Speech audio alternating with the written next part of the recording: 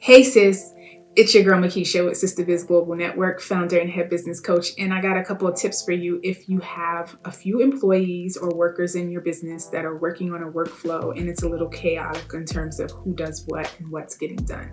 So stay tuned.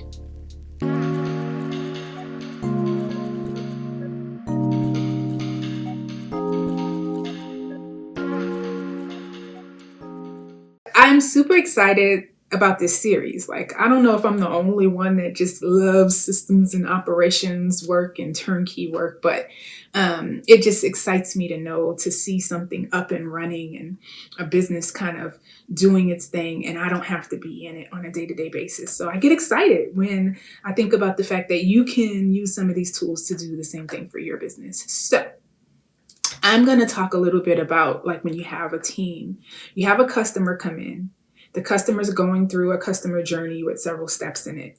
But on your end, on the back end, several members of your team are involved in that process, and you really want to kind of coordinate and make sure that it's done in an organized fashion. And so, a way that you can map out that process and really take a look at who's doing what, it's a tool called Swimlane Diagram. And so a swim lane diagram is basically a flow chart that shows who does what in a workflow.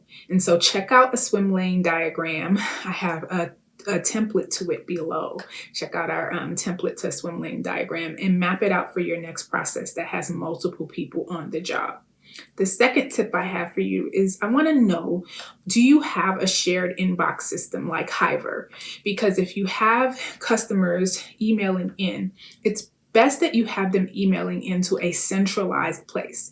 Not that they're sending stuff to your admin or sending stuff to other contractors or employees in the business, sending stuff to you. Then the communication is in whoever's inbox they're reaching out to. And it's very hard to track and really understand what's happening with a client's request or inquiry, and to look at requests and inquiries overall, trends and data and analytics.